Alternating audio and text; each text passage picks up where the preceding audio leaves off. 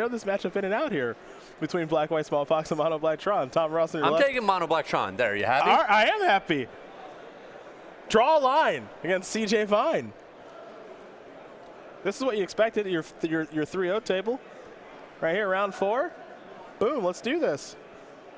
All you guys do is show Death Shadow. That's all you guys do. You just show Death Shadow miracles over and over and over again. Who are you? No one? No? No one? Look at this hand. It is a proverbial dumpster fire. I see a Gideon, a Fatal Push, a Never to Return, I believe a Collective Brutality, Yep. Urborg, Flagstones, combo. Yeah. Combo. Double black, white. If one of your lands gets destroyed, no problem. Yep. Drew Smallpox, obviously. Obviously. What else would he draw? What else would he draw? Oh, a discard spell? Inquisition. The Fun Police has arrived. I think you have to take the Smallpox. Yeah. Yeah. Yeah. That's a fist pump for the Mono Black. Oh, he doesn't have another land? Ooh. Any Smallpox off the top? Just a Fatal Push. That'll be good later. Yeah, yeah, yeah. A lot of targets for that one in the old Tron deck. What's this? Collective Brew. Let's see what we got over here. All right. Expedition Map. Oblivion Stone. Thoughtseize. And you guessed it, Diabolic Revelation. I don't know why Tom needs to read that. Pretty obvious, it's just a Mega Tutor. Yeah, I mean, we know what that is, but we're going to show it. Yeah, we'll show it because we want you to know, and For not the fans at home. that we need to read it. Yeah. Okay, because I know it's 3BBX tutored up. Thanks. Because I get paid to know all the cards. And actually, we just sold out of these on StarCityGames.com. We're fresh out now. Here's an Expedition Map, pass. What do we got? What did Tom just draw? Oh, come on, Tom, with the expeditions. Grow up. It's Fetid Heath, I believe. Yeah, I think yeah, that is a Fetid Heath. This is your job. I thought it was a Marsh Flats. It's a Fetid Heath. What is this? O-Stone? Kablooey. All right, over to the boss. Drew Liliana. Pretty good against the Tron deck. Not great against Oblivion Stone. No, not great. Not great. But yeah, Tom has a lot of dead cards in his hand that he'd be willing to just discard. So Tom's deck a little soft to O-Stone. Ready to discard Fatal Push, of course. Liliana up to 4. We'll go back over to CJ Vine. Gonna crack an Expedition Map. Yeah, is Tom gonna like fall over when a Tron piece shows up here? Probably. What land is he gonna get? He's looking for a very specific Tron piece. Very specific Tower of Power. Yeah, it's his time on camera. I don't blame him for. Do whatever you want. Yeah. Do what? So, Craig. Okay, Craig. Right now, this is where I really need to know the answer to this question. Advantage bar, where? Who's winning? Did one of them mold the 4? Who's winning? Did someone mulligan a 4? Then I can easily identify. Who is winning right now? Here's another Expedition Map. Draw a card. Another Liliana the Veil. Liliana's going to go up, discard a Fatal Push, pass. That's a Swamp. Pass. Okay, Tom will draw. Sorin. Ooh. Solemn Visitor, pass. Sacrifice Expedition Map. All right.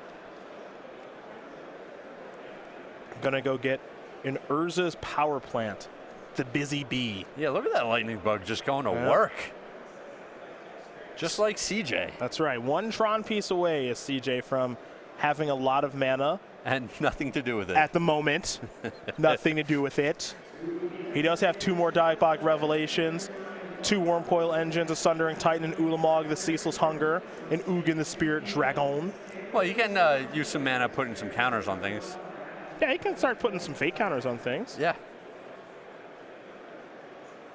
What is this going to be? That's a lot of mana. Is this a Worm Dad? Torment of Hailfire. Bring it up! Bring it up. No, everyone knows this. It's a modern staple. Black X. Repeat the following process X times. Each opponent loses 3 life unless that player sacrifices non-land permanent or discards a card. So I think Tom just took 12. Yeah. He's at 8. All right, discard Never to Return. So now, what's this? The simulacrum style? Well, I think the O-Stone needs to get blown up before Lily can ult. I think it's about that time, yeah. CJ's got to take care of the Planeswalker, otherwise Lily will ult and make things very difficult for him. 4 mana. So, I don't know. This is a little risky business here. CJ, you're asking for it, bud. Yeah, Tom's going to cash it in. +1 land, -4 lands. we'll see how this goes. Here's Solemn Simulacrum, originally from Mirrodin. A little reprint here in M12. The artifact Gollum. Now we're going to head over to Tom. He'll draw. I think it's time to ultimate, most likely, but I am not the boss. There's only one boss.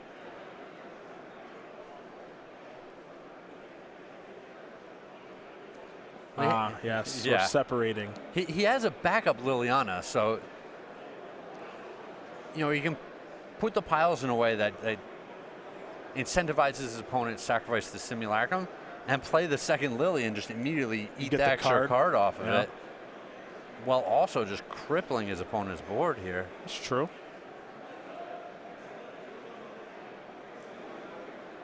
That's true.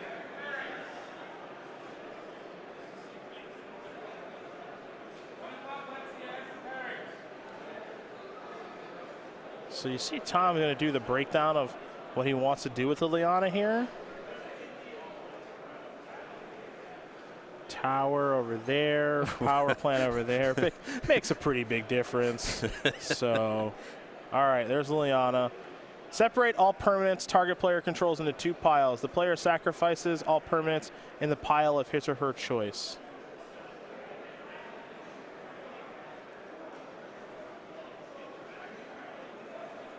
All right, so those are all gone. Okay. Draw. Now here comes Liliana, most likely.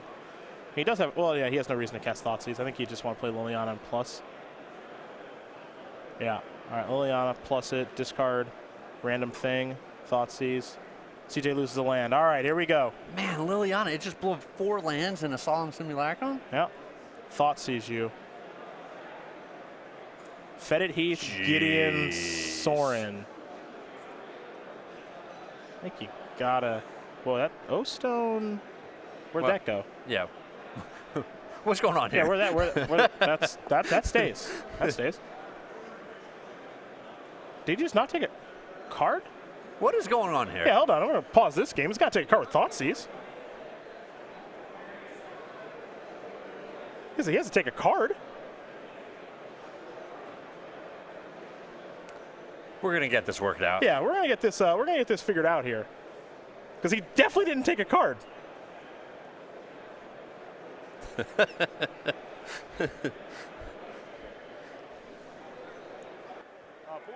and figure out what's going on. Yeah, so we're gonna pause the game, because I don't know how that's possible, but that happened. Well, he tried to discard his own Oblivion Stone from in play. That's true. They stopped him from doing that. Yep, which is good, because he needs that to win. And then, yeah, Thoughtseize happened and he didn't take anything. So we'll see if we can get this sorted out here. I mean, either way, he's going to be staring down the business end of 2 Planeswalkers after this turn. Yeah, there will be a Planeswalker, either Gideon or Sorin. I don't know how much they can rewind here, but that whole thing was strange. I'm gonna go strange. But this whole match is strange. This is kind of what I was expecting. We had our Factor Fiction. We did, yeah. Yeah, and it was like, do you expect, an unusual deck to win the Open? Yeah. That was one of the questions. That was one of the questions. And we both said no. I expected a stock deck to win, but we could be proven wrong. Yeah. Easily. Okay, so yeah, I think if CJ was thinking straight, he would have just selected Gideon. Sure. Instead of, I think that Gideon's just better than Sorin, so. Yeah, well, we'll see how the judges resolve this situation. Yeah, well, Tom has picked up his Gideon, and now it's in the graveyard, so you see a bit of a resolution. Obviously, when all is said and done, we'll get an explanation, and we will let you guys know exactly what's taking place, of course. But What happened with that Factor Fiction? Someone asked me in between rounds last round. Oh, did someone ask you? Who won? Yeah, they were just wondering like how that went, and I told them, I'm focused on this right now. Okay. So I didn't have a chance to check. Okay. But if someone wants to check, we get some resolution to this. We got a little time right now.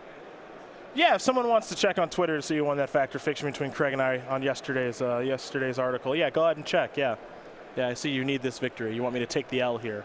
I see. Maybe you got the victory. I feel like you know what happened. It sounds like you're already discounting yourself. You need to have more confidence in yourself, Cedric. I feel like you know.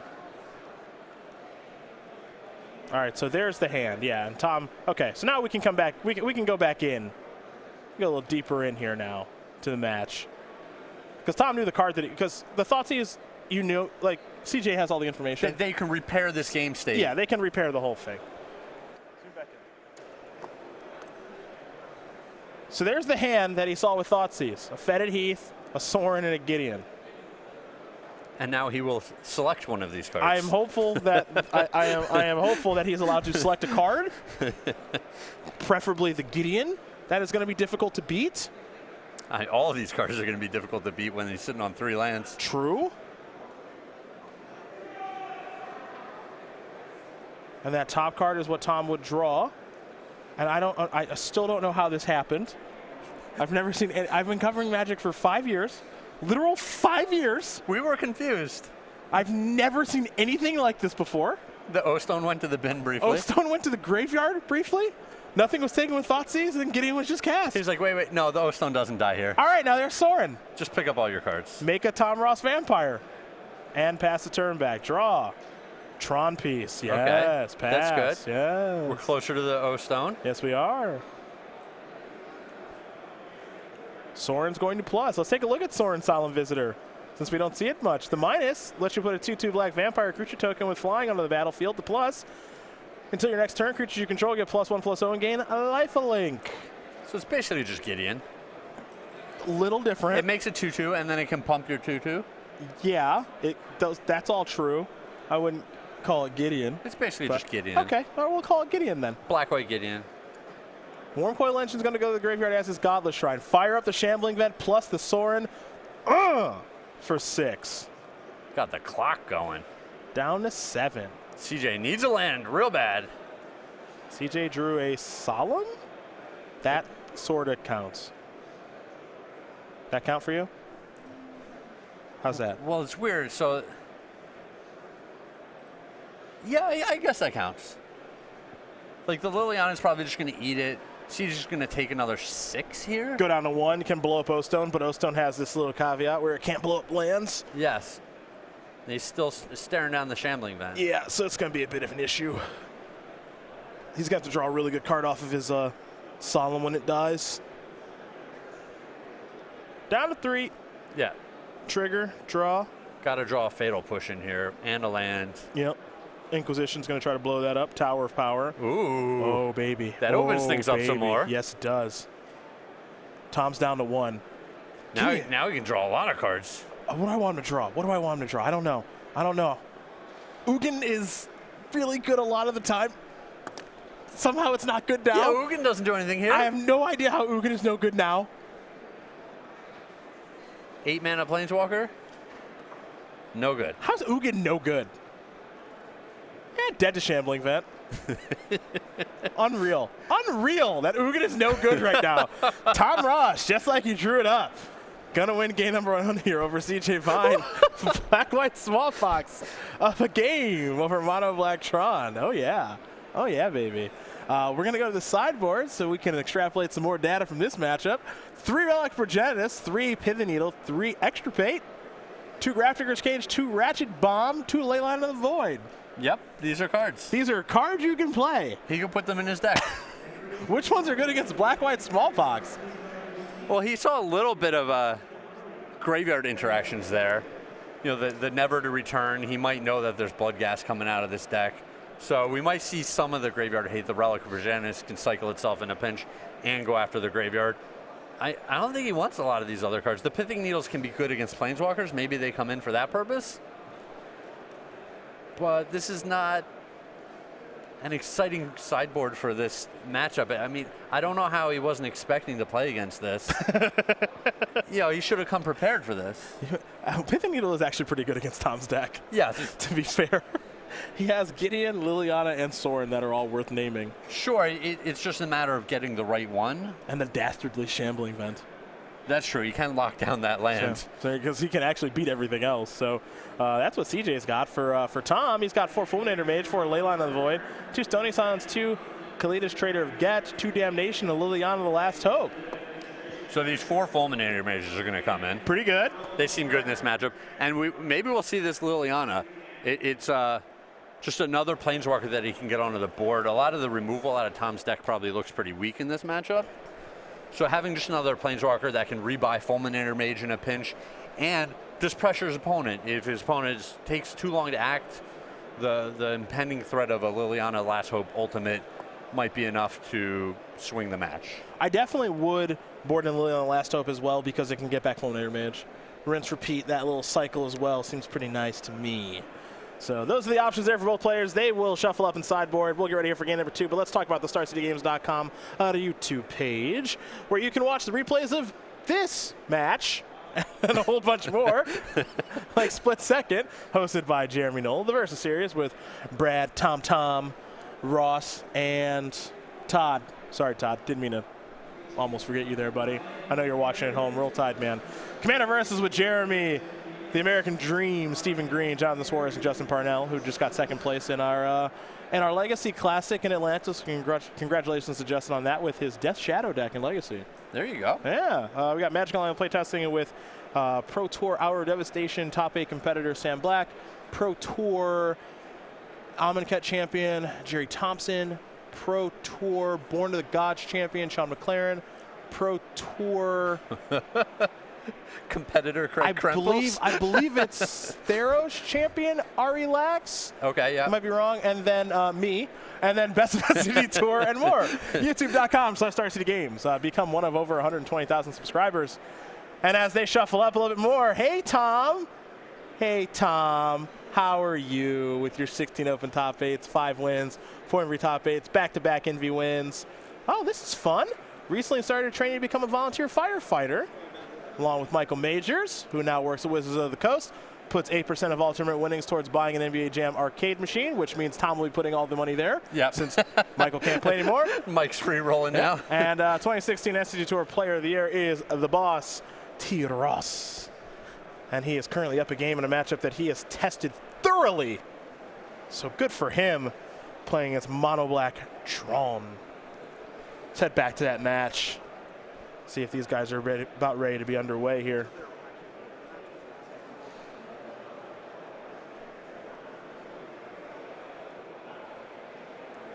Well, we'll see these players maybe take a look at their opening hands. It looks like the judge might be holding the match for some reason. So, that's fun. Yeah, we could circle back to the YouTube page. If you're going to play these decks and you're expecting this matchup, yeah, go to the YouTube page, watch this again. That's true. Figure out all the ins and outs. I think we're going to have to schedule a versus video with this matchup now. Yeah. Black, White, Smallpox, Mono Black Tron. So we'll see. We're going to bring it back to the booth for right now, though, while we get all this situated, and we will report to you what we can when we know it. So for now, we're going to bring it on back. Cedric Phillips, Craig Krempels, we here in the booth. Big news, by the way. Big news. Our Jimmy Johns is here. Ooh, that's big news. Lunch has arrived. See, we're focused on the lunch plans right now and not the dinner. I got a BLT. Okay. What'd you get? The Italian sub. That's a good choice. The Italian nightclub, by the way. Branding. Get it right. I don't know Branding why it would be called a nightclub. Well, it's kind of hip and cool. Is it? Because like nightclubs are cool. Okay. And I've always thought of myself as not hip and cool. Okay. So. Well, then I'll eat that. Oh. And then you can have my BLT. This is getting awkward. Because BLT is really just straight and narrow and not hip and cool. So sure. I'm a problem solver mostly. Yeah, my grandmother would have ordered the BLT. Yeah, I'm a problem solver mostly. So that's what I'm here to do. This Tron deck is neat. Go with that. So there's a lot going on here. A lot of X spells. It's really weird to watch an Ugin be no good, because normally when a Tron player casts Ugin, which Tom actually has some experience doing because he's won it open with Tron, Yep.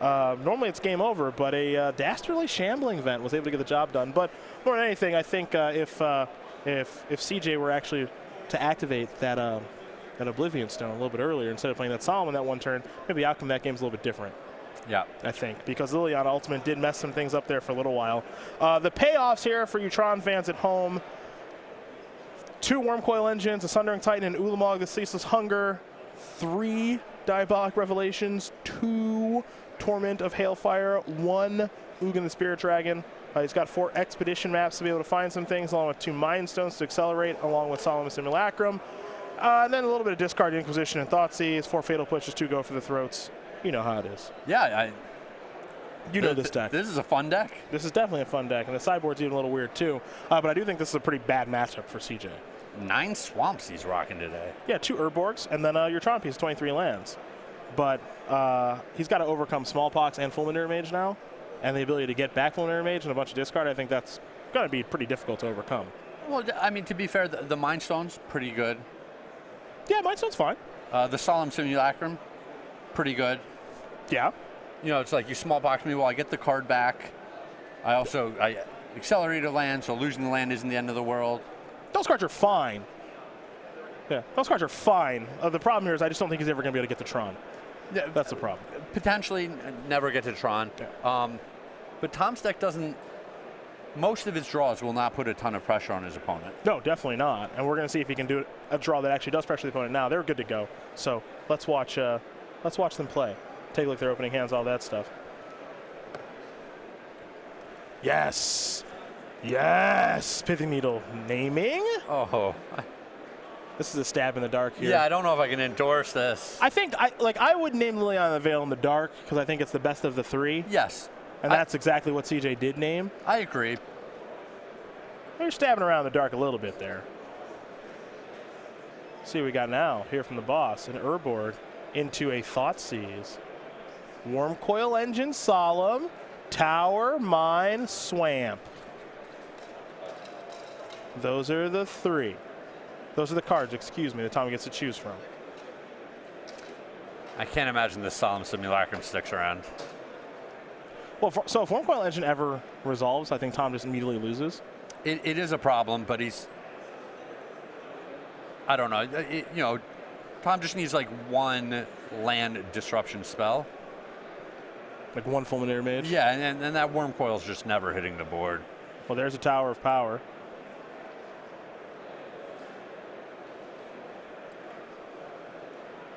And he also has plenty of time to get some more discard spells in here. True. A lot of good draw steps still available.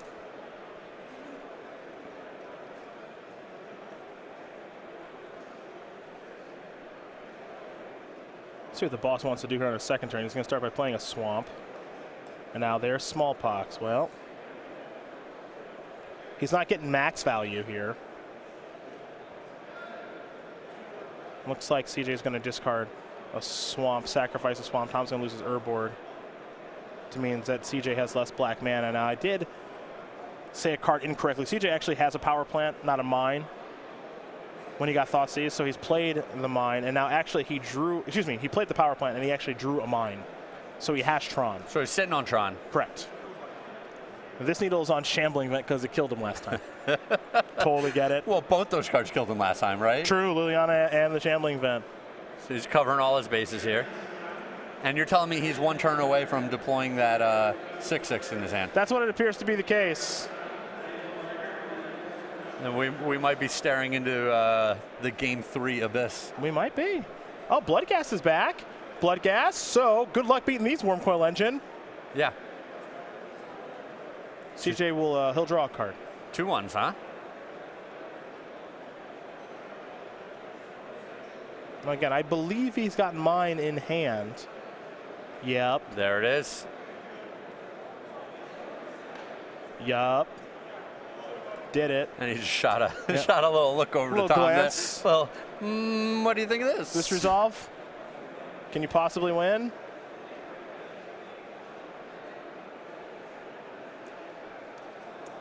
Here's Urborg. And there's Fulminator Mage. A little late. Looks like a Stony Silence in Tom's hand. Generally pretty good against Tron decks. Sure. Like the red-green variety that's got stars and spheres and stuff. I don't know how good it is against this one. Here's a block from Fulminator Mage. Bit 4 damage. Kill the tower. No life will be gained from the Wormcoil Engine. Yeah, you're shutting down Oblivion Stone. You're shutting down Map. Mind Stone. Shutting down the Mind Stone. Yeah. It's got some things going on. They're shambling that. Well, Bloodghast can't block, so in.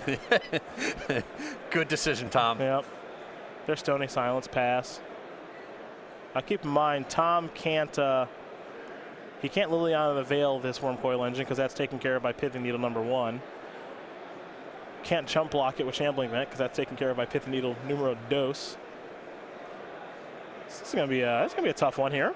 Yeah, where's the advantage bar right now? I'm not sure. I haven't found it yet. He drew a Gideon. All right. I'm not sure. That makes a stream of blockers. That's exactly what it does. Bang. Gideon ally Zendikar. 2/2 Knight ally. Here we go. If only we had an answer to that. Say a Pithing Needle. Well, these Pithing Needles have been used for other things at this point. A Relic of Progenitus in hand here for CJ. That's already taken care of. Yeah, Stony Silence is going to make that obsolete. In we go. I think it's time to block. Yep. So CJ is going to get 6 life. I don't have a great look at the other card in CJ's hand. You do have to wonder if CJ knows about the symmetrical nature of Urborg, Tomb of Yawgmoth. Well, and he does play some copies in his deck. Yeah, so. he has his own, so I would think he understands the card. Yeah, I want to give him some credit here. Tom will play, a Gideon. Now here's Kalidas. Oh boy. Just brought in the whole sideboard. Look at this. Every piece of the Buffalo here.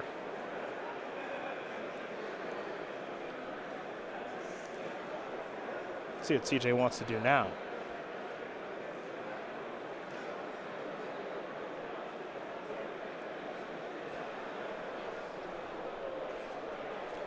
Starting to get a little difficult here for the Tron player. It really is. Tom has gummed up this board nicely with a lot of things. Yeah. Now they each have a lifelinker out. Yep. The life totals are only going one direction. Yeah, they're going up. Down sometimes, all around. It's 25-9 now. CJ will just pass the turn back, so we go back over to Tom. He'll draw. The nice thing about Kalidas is that if Tom is able to find a way to kill Wormcoil Engine, he'll be exiled. Yeah, it's clean. Yeah.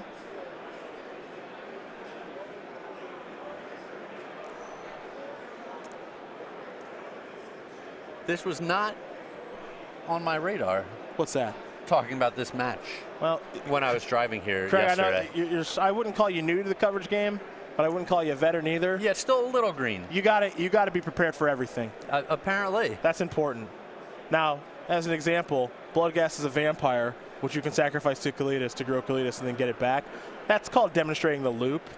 Yeah, he eats both vampires and zombies. Uh-huh. Yeah. Most people think it's only zombies. Nay. No, he's hungry. Yeah. He'll take whatever he can get. Sure will. Demonstrating the loop. That's what's going to happen here. Oh, this is so ridiculous. So now it's 18-14. Wormcoil Engine might want to hang out on Yeah, D it can't attack anymore. Might be time to hang out. Fatal push. All right. Okay. Kill the Gideon. Please. Kill the Gideon. There you go. All right. All right, 6 more life. 24. We're still not in a great spot. I don't know who's winning. Tom will draw. Liliana the Veil. Nah. Already on lockdown. Yep. Nope. But any land. Well, that's fine. Nope. Yep.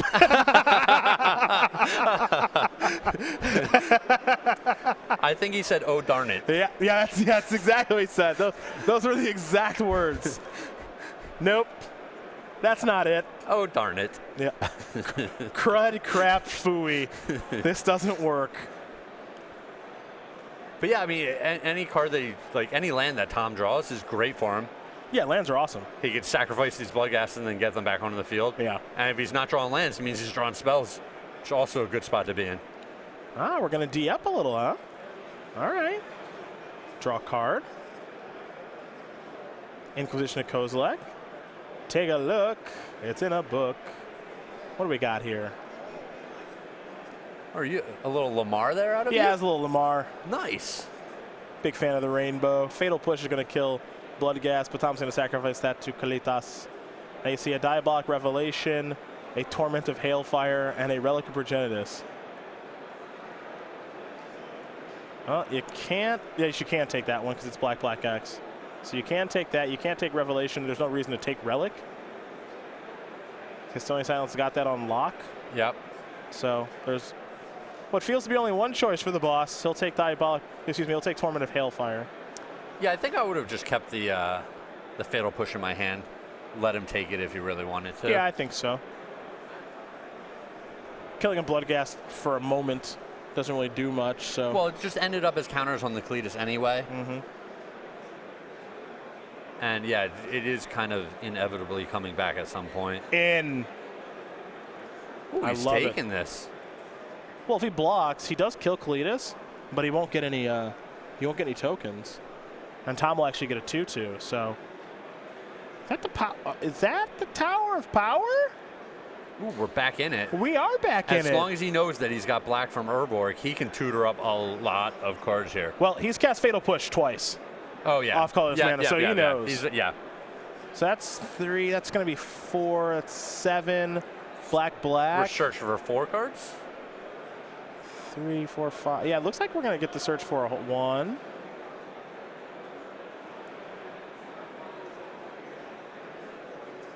Yeah, X is 4. 2. 3. Just 3. Look at you, all of the things. You know that commercial? Yeah, the Tootsie Pop? Attaboy. It's like my favorite commercial. That's branding at its finest right there.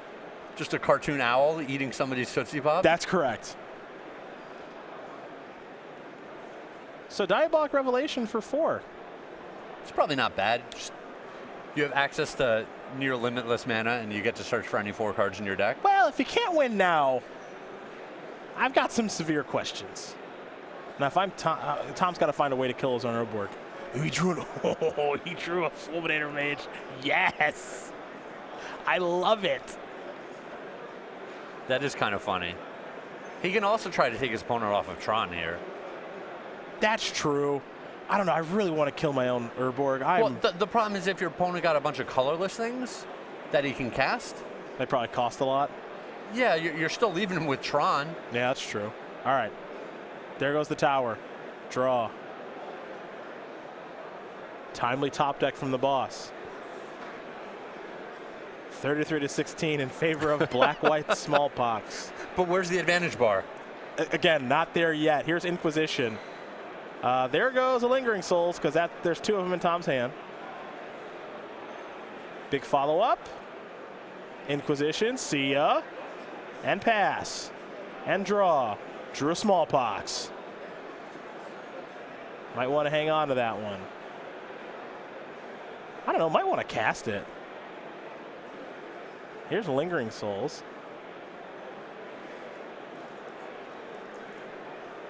I'm kind of digging casting Smallpox right now and sacrificing the Urborg. I'm obsessed with losing my own Urborg, though.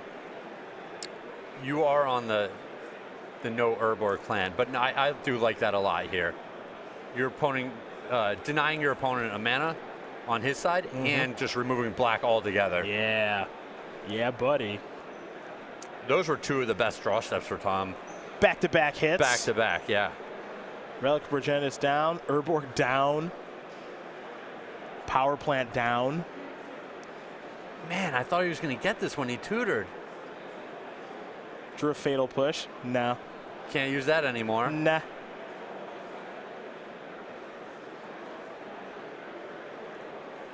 I think he does have a Damnation in hand. can't cast it, obviously, but if he rips an Urborg, he can. Yeah, if he had just tutored up a land or like a Solemn Simulacrum that he could have cast right away, I think he'd be sitting pretty right now. But he did not do either of those things. Lingering Souls, number 2. But yeah, Damnation would be really strong here if he just drew another mana source. Well, it's got to be Urborg, though. Oh, yeah, of course. Yeah. He lost his black sources. Unless it's running swamps, it's got to be Urborg. Nope. Nope, just can't cast that, so we'll have to, yep, can't do that.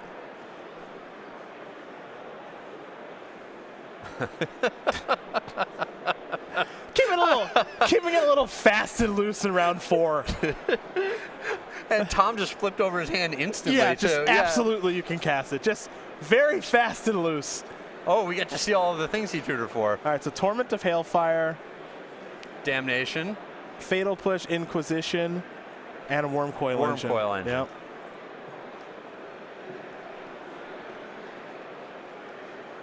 All right, push down. CJ's at 5. Drew Urborg, ding! Ding! Kill them all, your turn. Oh, that's great. Still playing Magic, boys. Definitely peeling a tower next turn. I'd bet it all. Tom will draw. Flagstones. Get back. Oh, Bloody Ghasts. Forgot about those. Oh, is he dead? No, nope. You can't activate Shambling Vent. All right, down to 1. Kalidas. Boom. All right, tower. Tower. Tower. Tower. Power plant. Don't think this does anything. We're dead. CJ Vine gonna lose this match against Tom Ross. Pardon me.